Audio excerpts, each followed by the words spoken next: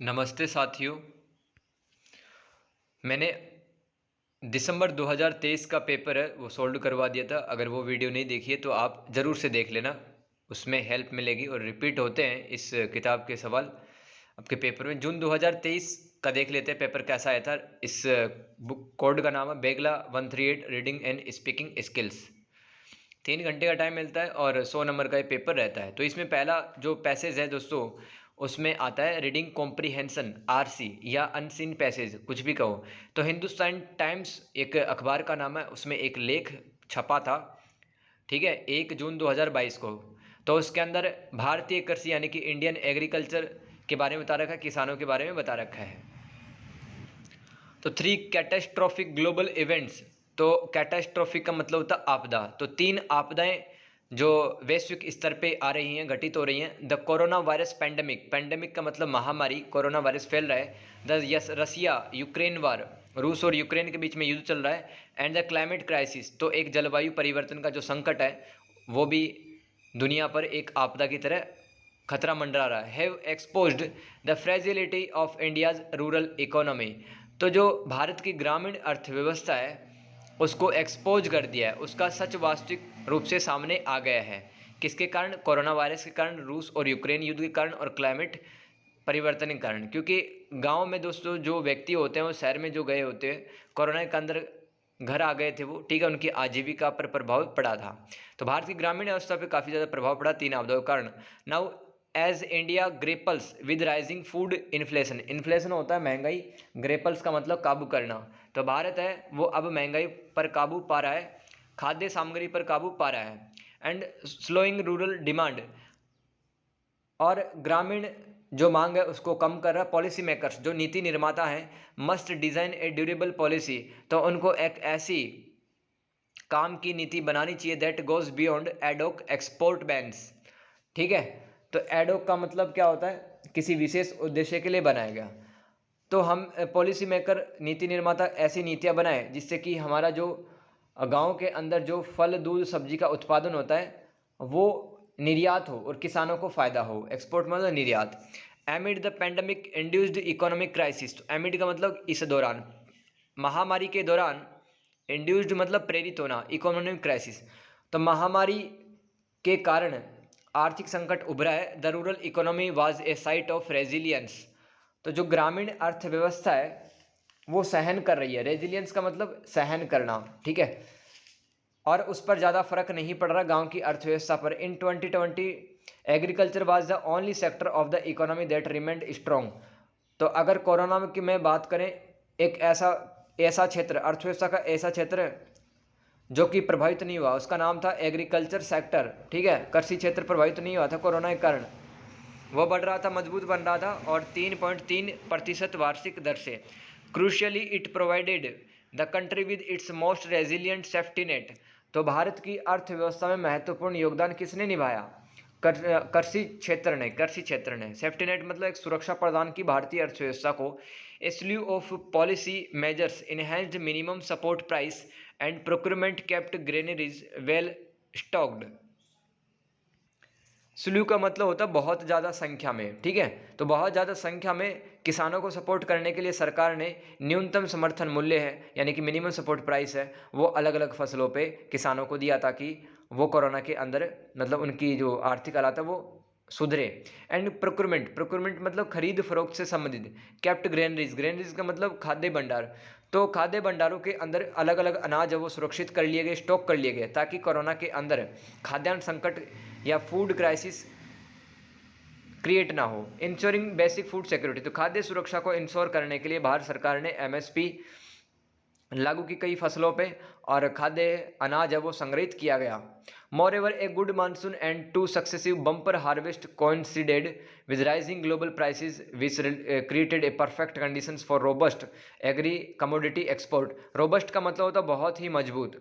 तो दोस्तों एक तो मानसून अच्छा आया, ठीक है, और एक फसल है वो भी बहुत अच्छी हुई, और उसका वैश्विक स्तर पे जो मूल्य है वो काफ़ी ज़्यादा मिल रहा था। किसानों को दो डबल फ़ायदा हुआ, बम्पर फ़ायदा हुआ। एक तो मानसून अच्छा आया और वैश्विक स्तर पे उनके जो फसल है उनके मूल्य बढ़ गए थे। Along with provisions of basic food grains, agriculture was also India's primary employer.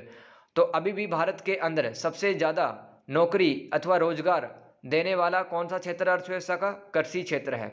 The centre for monitoring Indian economy recorded that between 2019 and 2022 agriculture added 11 million new jobs while the rest of the economy shed 15 million job. तो देखो अर्थव्यवस्था के 3 sector होते हैं, एक तो प्राथमिक क्षेत्र, एक द्वितीय क्षेत्र और तृतीय क्षेत्र। प्राथमिक क्षेत्र मतलब एग्रीकल्चर सेक्टर, दूसरा होता है मैन्युफैक्चरिंग यानी कि विनिर्माण क्षेत्र, तीसरा होता है सेवा क्षेत्र अथवा सर्विस सेक्टर। तो दोस्तों कृषि क्षेत्र ने 2019 और 22 के अंदर 11 मिलियन का मतलब 1 करोड़ 10 लाख नौकरियां उत्पन्न की कृषि क्षेत्र ने, और जबकि बचे हुए जो क्षेत्र हैं, ठीक है, उन्होंने 1 करोड़ 50 लाख जॉब उत्पन्न की। यानी कि दोस्तों 11 मिलियन तो एक ही सेक्टर से आ गई है ना। तो कृषि क्षेत्र इंपॉर्टेंट है इंडिया के लिए। Agriculture long considered the employer of the last resort for policy maker emerged as the only employer and primary safety net for millions of Indians amid the pandemic. तो दोस्तों जो कृषि क्षेत्र है ना, उसके लिए जो नीति बनाते थे वो अंत में बनाई जाती थी, ठीक है, अंत में बनाई जाती थी। लेकिन कृषि क्षेत्र का महत्व देखते हुए, है ना, और इसमें रोजगार उत्पन्न हो रहा है, तो अब इस पर विशेष ध्यान दिया जा रहा है नीति निर्माताओं के द्वारा, क्योंकि इसमें मिलियंस ऑफ पीपल यानी कि लाखों लोग हैं इसके अंदर काम करते हैं कृषि क्षेत्र में। However foremost India's agriculture offers subsistence employment rather than a robust substitute for non farm income. देखो सब्स्टिटेंट का मतलब क्या होता है? मात्र गुजारा। तो अभी भी दोस्तों जो भारतीय कृषि है वो प्रॉफिटेबल यानी कि लाभकारी नहीं है। सब्सिस्टेंस का मतलब होता है मात्र गुजारा ही चलता है किसानों का कृषि में काम करते हुए, ठीक है। तो जो नॉन फार्म इनकम है उससे भी अभी कम है। नॉन फार्म इनकम मतलब कृषि से संबंधित कोई गतिविधि ना हो, तो ऐसे आय को अपन नॉन फार्म इनकम कहते हैं। मतलब कृषि के अलावा जो आय होती है वो नॉन फार्म इनकम कहलाएगी। Far from being insulated the largely informal rural economy was devastated by COVID-19। अब ग्रामीण अर्थव्यवस्था है ये कोरोना के अंदर प्रभावित हुए। रूरल वेजेस यानी कि ग्रामीण मजदूरी particularly non farm wages declined sharply during the pandemic and are yet to recover. तो जो कृषि नहीं, खेती बाड़ी का काम नहीं करते थे गांव के अंदर, ठीक है, शहर में चले जाते थे, कोरोना के अंदर वही गांव के लोग हैं सबसे ज़्यादा प्रभावित हुए जो कि खेती बाड़ी का काम नहीं करते थे क्योंकि उनका रोजगार चला गया था। India's agriculture policy has incentivised our productions of cereals and sugar cane while discouraging diversification.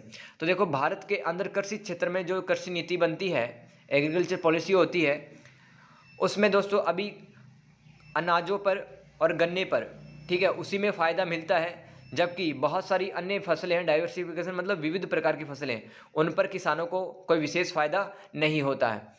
Ironically यानी कि विचित्र रूप से या आश्चर्यचकित रूप से this परवर्स policy insured food security during the pandemic.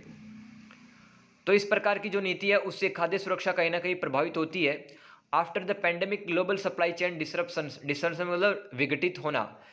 तो कोरोना महामारी के दौरान वैश्विक जो खाद्य आपूर्ति श्रृंखला थी वो प्रभावित हुई, वो टूटी। एंड क्लाइमेट शॉक, तो जो जलवायु परिवर्तन का जो एक प्रकार का झटका है, like the heat wave of March caused A steep rise in commodity price. तो देखो क्लाइमेट चेंज के कारण हुआ क्या है, धरती का तापमान लगातार बढ़ रहा है, उसकी वजह से जो वस्तुएं, खाद्य वस्तुएं, उनकी कीमत बढ़ गई है मार्च महीने में। While cereals and sugar price remained insulated from international price fluctuation. जो अंतर्राष्ट्रीय स्तर पर कीमत घटती बढ़ती रहती है उनसे प्रभावित नहीं हुई खाद्यान्न की कीमत और गन्ने की कीमत। Inflation was driven mainly by edible oils. तो जो खाद्य तेल है जैसे कि सरसों का तेल है, मूंगफली का, सोयाबीन का तेल है, ठीक है, ऑलिव ऑयल है, इन्हीं में महंगाई देखी गई। Policy making needs to balance between food security needs and the need to diversify in order to increase farm income. तो खेतों के अंदर जो काम करते हैं उनकी आय भी बढ़े, ठीक है, और खाद्य सुरक्षा भी लोगों को प्राप्त हो। इस तरह से नीतियां बनानी चाहिए नीति निर्माताओं को। ए स्ट्रॉन्ग रूरल इकोनॉमी, एक मजबूत ग्रामीण अर्थव्यवस्था इज द बैकबोन, रीढ़ की हड्डी होती है ऑफ इंडियाज फूड, भारत के खाद्यान्न, एंड क्लाइमेट सिक्योरिटी, तो खाद्य सुरक्षा और भारत के खाद्यान्न के लिए भारतीय ग्रामीण व्यवस्था एक रीढ़ की हड्डी का काम करती है। And the only way for crisis management, तो संकट का प्रबंधन तभी होगा जब हम गाँव के स्तर पे अर्थव्यवस्था को मजबूत करेंगे in an increasingly vulnerable global economy. तो आज की जो सुभेद्य वैश्विक अर्थव्यवस्था यानी कि कभी भी जो इकोनॉमी है दुनिया की वो गिर सकती है, उतार चढ़ाव उसके अंदर आता रहता है, वो वल्नरेबल है, ठीक है, उसके अंदर परिवर्तन होता रहता है। तो उसमें भी दोस्तों हमारी जो ग्रामीण अर्थव्यवस्था है वो अर्थव्यवस्था में मजबूत योगदान निभाती है। अब दोस्तों सवाल देख लेते हैं कौन कौन से सवाल हैं। Which global events have affected our rural economy and in what way.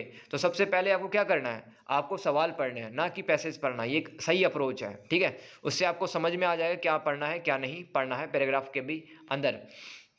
Which global event, तो ऐसे वैश्विक स्तर पे कौन सी घटनाएं हुई जिन्होंने हमारी ग्रामीण अर्थव्यवस्था को प्रभावित किया और किस रूप में किया। तो अभी मैंने बताया रूस और यूक्रेन के बीच में युद्ध चल रहा है, ठीक है, और कोरोना महाबीमारी और एक क्लाइमेट चेंज, ये तीन है, वो कैटेस्ट्रॉफी है या ग्लोबल इवेंट है, ठीक है।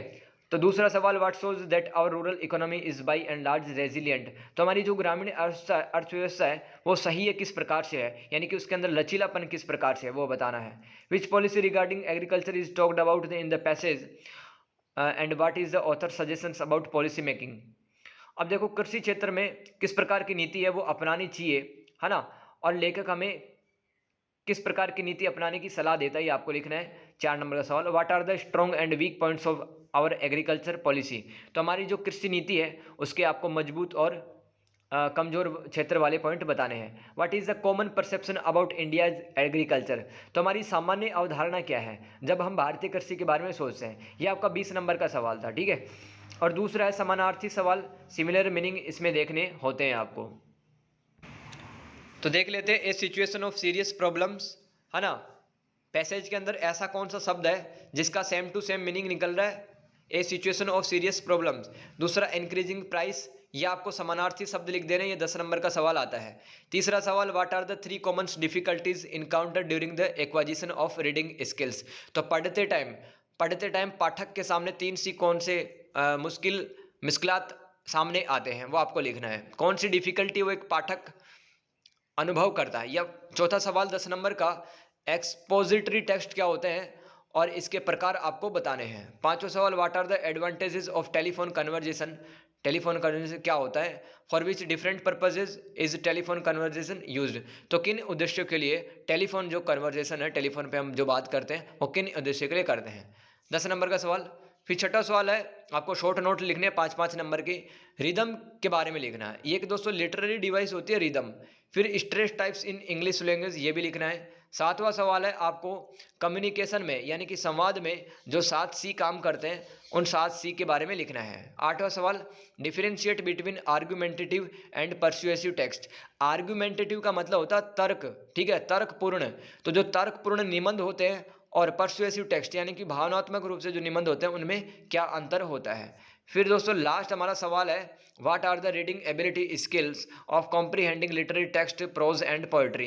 तो देखो प्रोज एंड पोएट्री क्या है, ये दोस्तों लिटरेरी टेक्स्ट के टाइप होते हैं, साहित्यिक रचनाओं के टाइप होते हैं। प्रोज को गद्य कहते हैं और पोएट्री को हम काव्य कहते हैं, ठीक है, या पद्यांश कहते हैं, राइट। तो गद्य और पद्य में आपको अंतर बताना है। तो इस तरह से आप इस को आप अटेम्प्ट कर सकते हैं। अब देखो अपन एक एक करके आंसर देख लेते हैं। सबसे पहले तो पैसेज में जो क्वेश्चन पूछे गए हैं वो कर लेते हैं, ठीक है। पहला सवाल था हमारा, which global events have affected our rural economy. तो दोस्तों 3 प्रकार के इवेंटों ने या घटनाओं ने हमारी ग्रामीण अर्थव्यवस्था को प्रभावित किया। तो कौन कौन से हैं, corona virus pandemic, corona virus महामारी, द रसिया यूक्रेन युद्ध और क्लाइमेट क्राइसिस यानी कि जलवायु संकट। Therefore India is struggling with the rising food inflation. तो दोस्तों किस प्रकार से प्रभावित किया वो भी तो पूछा है इस सवाल में। तो जो खाने की जो चीज़ें हैं उनका दाम बढ़ गया है, इन्फ्लेशन मतलब महंगाई बढ़ना।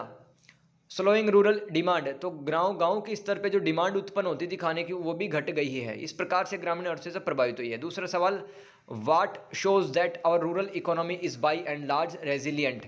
तो दोस्तों कोरोना के अंदर भी हमारे जो गांव की अर्थव्यवस्था वो मजबूत क्यों बनी हुई थी, उसके अंदर इतना लचीलापन क्यों था, तो आपको एक कारण बताना है। तो इन 2020 to 2021 agriculture was only the sector of the economy that remained strong, growing at 3.3%। तो 2020 और 21 के दौरान मात्र अर्थव्यवस्था का एक ही क्षेत्र था जो कि प्रति वर्ष 3.3% की दर से आगे बढ़ रहा था। ठीक है, तो ये अच्छी बात थी। तो इस प्रकार से गांव की अर्थव्यवस्था ने मजबूत योगदान निभाया देश के कोरोना काल में। तो विच policy regarding agriculture is talked about in the passage and what is the author suggestions about policy making. तो लेखक हमें किस प्रकार की कृषि नीति की सलाह दे रहे हैं वो आपको लिखना है।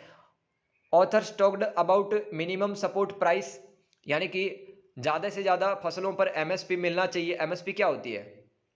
गेहूं है ना, जैसे गेहूं है तो किसान बाजार में बेचने जाता है तो सरकार ने उसके लिए मूल्य तय कर रखा है, पहले से प्राइस तय कर रखी है, वो एमएसपी कहलाती है कि उसके नीचे दाम पर वो फसल नहीं बिक सकती है, तो किसान को फायदा ही होता है। फूड सिक्योरिटी की बात की है कि लेखक ने एग्री कमोडिटी एक्सपोर्ट, यानी कि कृषि से जो उत्पन्न वस्तुएं हैं उनके निर्यात की बात की है लेखक ने। And jobs in rural economy, तो गांव की अर्थव्यवस्था में जो नौकरियां उत्पन्न होती है उनकी भी तो बात की है। Policy maker should focus on the creation of jobs in rural areas, government should add more crops in MSP list. तो यहाँ पे सरकार को, नीति निर्माताओं को गांव के स्तर पे दोस्तों नौकरियां उत्पन्न करने की सोचनी चाहिए और सरकार को प्रयास करने चाहिए कि ज़्यादा से ज़्यादा फसलों पर वो न्यूनतम समर्थन मूल्य है वो लेके आए। Government should put efforts in rural based agro products, तो गवर्नमेंट को एफर्ट डालने चाहिए किसमें? कृषि आधारित उत्पादों में। What are the strong and weak points of our agriculture policy, तो देखो स्ट्रॉन्ग पॉइंट पढ़ लो, हमारी स्ट्रेंथ क्या है? India have largest cultivation land, ठीक है, हमारे पास में जो उपजाने वाली जमीन है उसकी जो मात्रा वो ज़्यादा है। एंड रिकॉर्ड फूड ग्रेन्स, तो हमारे रिकॉर्ड तोड़ खाद्यान्न उत्पन्न होते हैं, दालें, गेहूं, चावल, बाजरा, ये सब उत्पन्न होता है। And creation of more jobs in agriculture sector, तो हमारे कृषि क्षेत्र में नौकरी की संख्या भी ज़्यादा उत्पन्न होती है। तो भारत की जो कृषि नीति है उसका स्ट्रॉन्ग पॉइंट क्या है? क्योंकि यहाँ पर पहले से ही उपजाने लायक काफ़ी ज़मीन है, तो नीति निर्माताओं को सोचने का, समझने का और अपने प्लान से उसको एग्जीक्यूट करने का काफ़ी टाइम मिल जाता है, सोचने समझने का। ठीक है, वीकनेस क्या है? देखो नीति निर्माता कितनी भी बढ़िया नीतियाँ बनाए लेकिन यहाँ भारत की जो ज़मीन है ना, काफ़ी जगहों पर अनुपजाऊ हो चुकी है, लो यील्ड्स, यानी कि कम उत्पादकता मिलती है फसलों की, या तो ज़मीन बंजर है, ठीक है, और या फिर ज़्यादा कीटनाशक डाल दिया गया है। Less jobs in non agro sector, तो जो कृषि के अलावा जो क्षेत्र है उनमें कम नौकरियां हैं। MSP not provided in all crops, ठीक है, तो सरकार की जो कृषि नीति है उसके अंतर्गत कम ही फसलों पर एमएसपी प्रोवाइड की जाती है। पुअर इंफ्रास्ट्रक्चर, तो कृषि क्षेत्र में दोस्तों अभी भी हम बहुत आगे क्यों नहीं बढ़ पा रहे हैं? क्योंकि हमारे पास में जो बुनियादी ढांचे हैं उनकी कमी है ना, जैसे कि खाद्यान्न को संग्रहित करने के लिए जगह है, कोल्ड स्टोरेज, ये सब। पांचवा सवाल है, what is the common perception about India's agriculture, सामान्य अवधारणा क्या है भारतीय कृषि को लेकर? Rural agriculture is not profitable, तो हम सोचते हैं कि गांव में जो खेती बाड़ी काम होता है वो लाभदायक नहीं होता है। वी हैव लेस ग्रेनरीज, तो हमारे गांव के स्तर पर खाने को, ठीक है, स्टोर करने के लिए कम जगह। We have much of land, हमारे पास में काफ़ी सारी ज़मीनें हैं, but the yield is poor, उत्पादकता है फसलों की वो कम है। Supply chain is not good, आपूर्ति श्रृंखला वो कमज़ोर है। So rural export get affected, इसलिए हमारा जो गांव के स्तर पे जो खाद्यान्न बिकता है, ठीक है, वो प्रभावित होता है। दूसरा सवाल है, फाइंड सिमिलर वर्ड्स, समानार्थी शब्द बताने। A situation of serious problems, crisis, इसका आंसर हो जाएगा क्राइसिस। आगे पढ़ लो, इंक्रीज इन प्राइसेस, तो मूल्यों में बढ़ोतरी किसको कहते हैं? इन्फ्लेशन, ये वर्ड आया है पैसेज के अंदर। तीसरा, something that last long without becoming weaker, तो ऐसा कौन सा शब्द है जिसका मतलब बताया गया है कि अंत तक चले बिना कमजोर हुए, ठीक है, ऐसा कौन सा शब्द है? रेजिलियंट, लचीलापन, ठीक है। स्ट्रॉन्ग एंड हेल्दी, रोबस्ट इसका हो जाएगा। To increase by providing a benefit, एडोक हो जाएगा इसका। ए हार्मफुल और अनडिजायरेबल, यानी कि नुकसान पहुंचाने वाला और जिससे खुशी नहीं मिलती है, ऐसी प्रैक्टिस को क्या कहते हैं? शौक। वीक एंड विदाउट प्रोटेक्शन, ठीक है, कमजोर और बिना सुरक्षा के, वो फ्रेजाइल कहलाता है, जो कि क्षणभंगुर होता है, जो कि टूट जाता है। Something which relates to the whole world, तो ऐसा कौन सा शब्द है जो कि पूरी दुनिया से संबंध रखता है? Global. Disease that affect large number of persons over a very wide area, तो ऐसा शब्द देखना जिसका मतलब पैसेज में बताया गया है कि बहुत अधिक क्षेत्र में बहुत अधिक लोग प्रभावित हो जाते कोई बीमारी से, वो पेंडेमिक, उसके लिए महामारी शब्द दिया गया है। Something which is worth eating और कंज्यूमिंग, तो ऐसा अर्थ बताना है आपको, शब्द बताना है जिसका मतलब होगा कि जिसको खाया जा सकता है, जिसको उपभोग किया जा सकता है, एडिबल होगा उसका, एडिबल ऑयल आया तो है, ठीक है। तीसरा सवाल देखते हैं, what are the 3 common difficulties encountered during the acquisition of reading skills. तो पढ़ते टाइम पाठक के सामने 3 कौन से मुश्किलात आते हैं। पहला फोनोलॉजिकल डिफिकल्टीज। तो फोनोलॉजिकल क्या होता है कि शब्द में निश्चित ध्वनियाँ होती हैं, साउंड होते हैं वोवल्स के और कॉन्सोनेंट के, अगर वो पढ़ नहीं पाता पाठक रीडर तो उसके सामने फोनोलॉजिकल डिफिकल्टी आती है। फिर उसके सामने रीडिंग कॉम्प्रिहेंशन यानी कि वो समझ नहीं पाता है पैसेज को, पैराग्राफ को। फिर पुअर वोकेबलरी, अगर उसकी मतलब स्पेलिंग्स उसको नहीं आती है तो भी इसको दिक्कत आएगी। What is the expository text, इसके टाइप भी बताना है, एक्सपोजिटरी टेक्स्ट क्या होता है। तो देखो, अगर इस प्रकार का लेखन जिससे कि कोई वास्तविकता पता चले, सच हमारे सामने आ जाए, सच को एक्सपोज करते हैं, वो लेखन कहलाता है एक्सपोजिटरी टेक्स्ट। जैसे कि कोई निबंध लिख रहे हो, जैसे कि वुमेन एम्पावरमेंट पे लिख रहे हो, क्लाइमेट क्राइसिस पे लिख रहे हो, करप्शन पे लिख रहे हो, इस प्रकार का जो लेखन का काम है वो एक्सपोजिटरी टेक्स्ट कहलाता है, जिससे कुछ एक्सपोज होता है। इसके टाइप क्या होते हैं वो भी पढ़ लो। तो डेफिनेशन क्या है, they are non fiction text, मतलब ये वास्तविकता पे आधारित कुछ लेखन होते हैं, दैट गिव फैक्ट, जिसमें सूचनाएं होती हैं, तथ्य होते हैं, अबाउट ए टॉपिक, एक विषय के बारे में। तो एग्जाम्पल देख लो आप, कॉज एंड इफेक्ट, ऐसा कोई निबंध जिसमें कार्य और कारण बताए गए हो, परिणाम भी बताए गए हों, ठीक है, तो वो टेक्स्ट कौन सा हो जाएगा, कोज एंड इफेक्ट एक्सपोजिटरी टेक्स्ट, ये प्रकार है, ठीक है। दूसरा प्रकार का एक्सपोजिटरी टेक्स्ट का प्रॉब्लम एंड सॉल्यूशन। तीसरा टाइप क्लासिफिकेशन। चौथा है कंपैरिजन एंड कॉन्ट्रास्ट। पांचवा है डेफिनेशन। छठवा है प्रोसेस। ये टाइप होते हैं एक्सपोजिटरी टेक्स्ट के, याद कर लेना। आगे चलते हैं, 10 नंबर का सवाल, advantages of telephonic conversation for which different purposes is telephone conversation use. आप जो फ़ोन पे बातें करते हो उसके फ़ायदे क्या हैं और किस उद्देश्य के लिए टेलीफोनिक कन्वर्सेशन है, यानी कि टेलीफोन पे जो बातचीत है वो काम में ली जाती है। एडवांटेज क्या है, we get immediate feedback to things we say, जो हम कहते हैं उस पर तुरंत प्रतिक्रिया मिल जाती है। जैसे कि फ़ोन करके दोस्त से पूछा कि आज मूवी देखने चलें कि नहीं चलें, तो उसने कह दिया हाँ चलते हैं, तो तुरंत प्रतिक्रिया फीडबैक मिल गई। प्राइवेसी, तो दो दोस्त आपस में बात कर रहे हैं तो गोपनीयता बनी रहती है उन दोनों के बीच, तीसरा व्यक्ति उनकी बातें नहीं सुन पाता है। We can call someone anywhere, तो हम कहीं से भी कभी भी किसी को कॉल लगा सकते हैं, बात कर सकते हैं, फ़ायदा है टेलीफोनिक कन्वर्सेशन का। फिर है calls can be made 24 hours a day, एक घंटे के मतलब एक दिन में 24 घंटे में कभी भी कॉल लगाया जा सकता है किसी को। Internet based calls are free, तो इंटरनेट पे आधारित जो कॉल होते हैं वो फ्री होते हैं। No specialist equipment is needed, equipment का मतलब उपकरण, स्पेशलिस्ट का मतलब विशेष, तो कोई विशिष्ट उपकरण हमें आवश्यकता नहीं रहती, सिर्फ फ़ोन चाहिए होता है बात करने के लिए। If the other person is not available then we can put the message, तो अगर सामने वाला जो बंदा है वो उपस्थित नहीं है तो हम मैसेज छोड़ सकते हैं। पर्पज़ क्या होता है टेलीफोनिक कन्वर्सेशन का, देख लो, business purpose, educational purpose, personal purpose और सर्विस पर्पज़। सर्विस का पर्पज़ का मतलब जैसे कि बाइक ख़राब होगी तो फिर किसी से फ़ोन पे पूछे कैसे ठीक इसको ठीक करते हो, सर्विस पर्पज़ के हो जाएगा। छठवां सवाल है राइट शॉर्ट नोट्स लिखने, 5-5 नंबर के 2 सवाल आते हैं। Rhythm as a literary device, तो जैसे कोई साहित्य हम लिखते हैं, जैसे निबंध लिख रहे हैं, कहानी लिख रहे हैं, उपन्यास लिख रहे हैं, उसमें रिदम किस तरह से काम आता है। तो it creates a tone for the poem, तो कविता के लिए यह टोन उत्पन्न करता है। इट जनरेट्स इमोशंस, भावनाएं उत्पन्न करता है। रिदम, रिदम मतलब सुर और ताल। और एनहेंस आइडियाज़, विचारों को आगे बढ़ाने का काम करता है। It affect the meaning of poem, तो किसी कविता के अर्थ को भी रिदम बताता है। We can identify the stress and unstressed letters, तो हमें रिदम से, सुर और ताल से ये भी पता चल जाता है कि किस शब्द पर जोर पड़ रहा है कविता में, किस पर जोर नहीं पड़ रहा है। We know the rising and falling of the voice, तो आवाज़ कहाँ पे स्लो हो जाती है, कहाँ पे तेज हो जाती है, ये भी रिदम बताता हमें साहित्य के अंदर। स्ट्रेस टाइप बताने आपको, इंग्लिश लैंग्वेज 3 तरह के होते हैं। प्राइमरी स्ट्रेस, जैसे कि यहाँ पे 2 एग्जांपल बता रखे हैं, ब्लू और टैन, ठीक है। ब्लू जैसे बोलते हो तो आप अंत में स्ट्रेस पड़ता है एक ही बार, टैन में एक बार पड़ता है ई पर। सेकेंडरी स्ट्रेस ऐसा शब्द जिसमें 2 बार है वो स्ट्रेस पड़ता है, जैसे कि डिसअपियर, डी पे पड़ रहा फिर पीयर पे पड़ रहा। टर्सरी स्ट्रेस में 3 बार पड़ता है, जैसे कि प्रिपेयर है ना, प्रिपेयर पी पे भी पड़ रहा है, पहले वाले पी पे, दूसरे वाले पी पे पड़ रहा है और लास्ट में ई पे भी पड़ रहा है। ये होगा टर्सरी स्ट्रेस, याद रखना। आगे है basic principles of good communication in communication process, तो एक संवाद की प्रक्रिया में आपको 7 C बताने हैं, जिसकी वजह से, जिसके माध्यम से हमारी जो बातचीत है वो सफल बन पाती है। 7 सी होते हैं गुड कम्युनिकेशन के, याद रखना।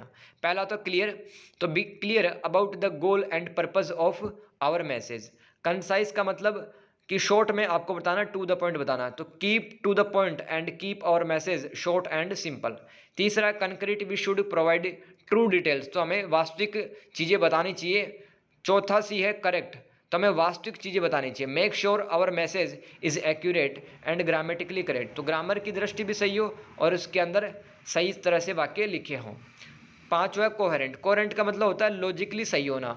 तो make sure our message is easily to understand, तो हमें ध्यान रखना चाहिए हमारा जो मैसेज है उसको सामने वाला आसानी से समझ सके, है ना, सामने वाला आसानी से समझ सके हमारा मैसेज, और तार्किक रूप से भी वो सही हो, लॉजिकली करेक्ट हो।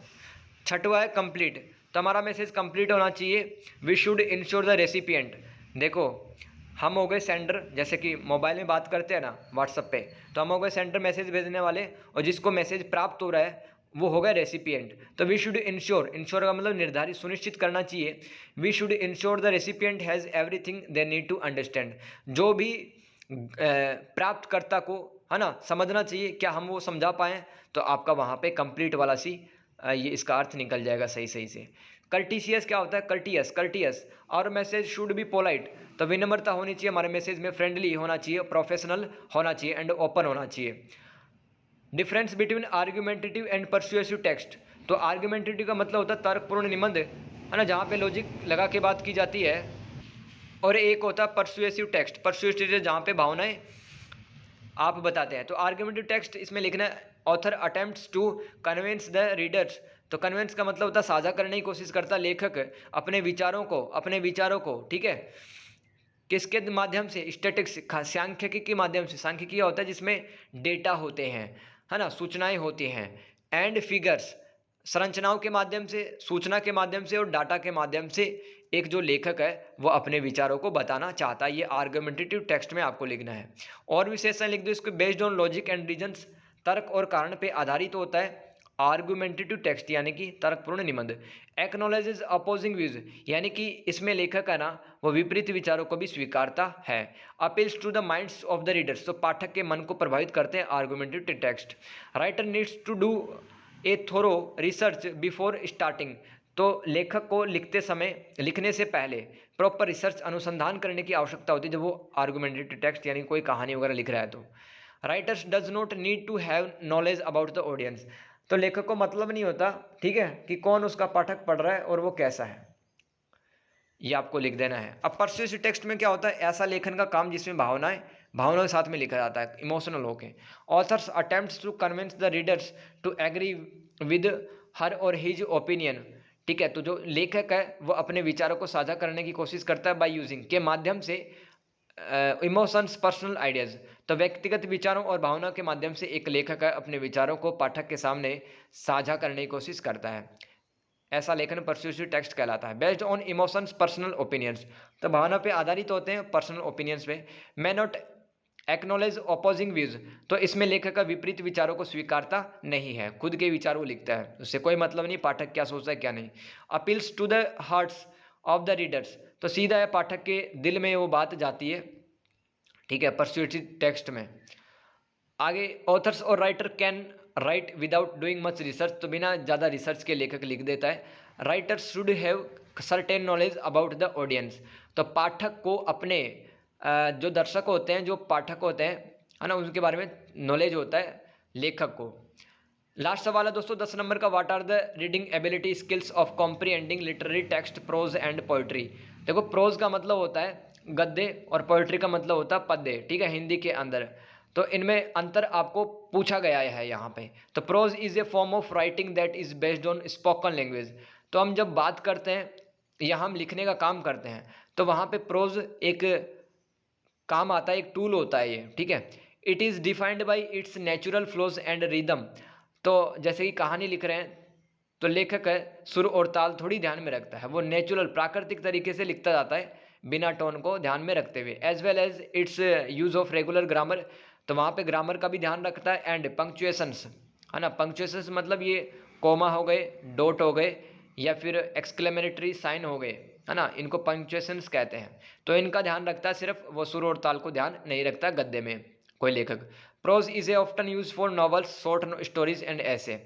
तो प्रोज एक टूल, साधन होता है साहित्यिक रचना में, जिसका यूज कहाँ पे किया जाता है? उपन्यास लिखने में, छोटी कहानियाँ लिखने में और निबंध लिखने में। Poetry is a form of, एक प्रकार होती है, ऑफ राइटिंग दैट, लेखन का एक प्रकार होती है poetry, is based on musicality and rhythm, तो जिसमें ध्वनि उत्पन्न होती है और सुर और ताल उत्पन्न होती है, ऐसा लेखन में पोइट्री इस्तेमाल होती है। It is often defined by use of figurative language, तो इसके अंदर अलंकार यूज होते हैं, जैसे कि हिंदी में आप अनुप्रास अलंकार, है ना, रूपक अलंकार, उपमा अलंकार यूज करते हो ना, वैसे ही इंग्लिश के में मेटाफोर और सिमिलीज अलंकार होते हैं जो पोइट्री में यूज किए जाते हैं। तो poetry is use in poems and song writing, तो गाने लिखने में और कविताओं में पोइट्री का यूज किया जाता है। The major difference between prose and poetry is that poetry is a form of writing that uses rhythm and rhyme to create a musical or chant like effect। तो ध्वनि और ध्वनि से संबंधित प्रभावों को उत्पन्न करने के लिए, है ना, किसका यूज करते हैं? अपन पोइट्री का यूज करते हैं। वेर एज, जबकि prose is a form of writing, लिखने का एक प्रकार होता है प्रोज, है ना, इज मोर स्ट्रेट फॉरवर्ड, मतलब सीधा लिखा जाता है इसमें। Does not rely on rhyme, rely का मतलब निर्भर होना, तो इसमें सुर और ताल पर निर्भर ना होते हुए सीधा लिखा जाता है गद्य में। Poetry often uses figurative language, यानी कि अलंकारों का यूज पोइट्री में होता है, टू क्रिएट इमेजेस, है ना, हमारे दिमाग में चित्र बनाने के लिए, और एक्सप्रेसिव आइडियाज, विचारों को एक्सप्रेस करने के लिए अलंकारों का यूज होता है पोइट्री में। While prose is more literal, तो जो गद्य होता है वो अधिक शाब्दिक होता है, शब्द ज़्यादा होते हैं उसमें। Prose is used for novels, ऐसे एंड नॉन फिक्शन राइटिंग, तो प्रोज का यूज कहाँ करते हैं? निबंध लिखने में, उपन्यास लिखने में और वास्तविक घटनाओं को लिखने में। तो दोस्तों इस तरह से आपका जो जून 2023 वाला जो पेपर है मैंने अच्छे से सोल्व करवा दिए। दिसंबर वाला भी देख लेना, दिसंबर 2023 वाला। अगर दोस्तों आपको वीडियो अच्छी लगती है, समझ में आया है, तो दोस्तों एक आप बढ़िया सा कमेंट कर सकते हैं। Thank you.